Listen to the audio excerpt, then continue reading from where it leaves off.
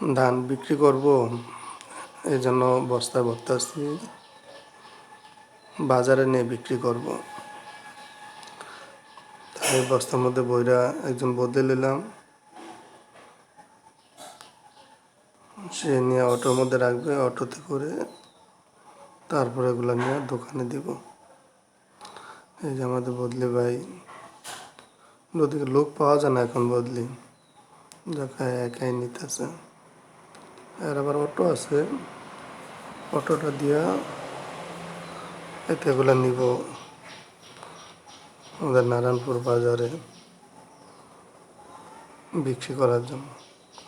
অটোর মধ্যে বেশি বস্তা ধরে না, এই তো 8টা করে ধরে বস্তা। এবার ধানের দামটা একটু কম, মোটা ধান করছিলাম এবার, মোটাটার দামটা 1000 টাকা, এক মনের দাম 1000 টাকা। যাক, কী করা যায়, রেট পাই তাই বিক্রি করতে হবে। ভাবছিলাম নিজেরা খাবো, কিন্তু মোটা তো, এই জন্য নিজেরা খাইতে পারবো না, এটা বিক্রি করে তারপর আবার কিনবো চিকনটা।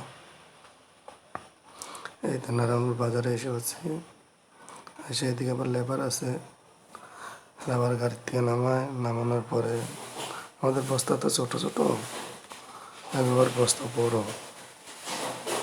এই জন্য আমাদের বস্তাগুলো এগুলো খুলে এক বস্তার মধ্যে আবার ভরে, ভরার পরে তারপর ওয়েট করবো। না, লেবারগুলো ভালো আছে, আল্লাহর রহমতে তারা মাপ ঠিক মতন দেয়। এই যে ওয়েট মেশিন, কোনো সমস্যা নেই মাপে, এই যে মাপ দেওয়া শুরু হবে। এরা আবার কী করে, আমরা মন হিসাবে দিয়ে মাপে দিই, এক মনে এবার 1 কেজি করে ধান দিতে হয়। লেবার খাটে, 4-5 জন লেবার আছে, তাদের আবার বিল এটা দিতে হবে। এই জন্য এটাই বলে নিয়ম, ধান বিক্রির টাইমে 1 মনে 1 কেজি করে নেয়। যাক, তারপর আমরা আনছি অটো দিয়ে, অটোটা ভাড়া করছি, অটোওয়ালার প্রতি বস্তা প্রতি 50 টাকা করে, বাড়ির থেকে আইনা নারায়ণপুর বাজার দিয়ে দেবো।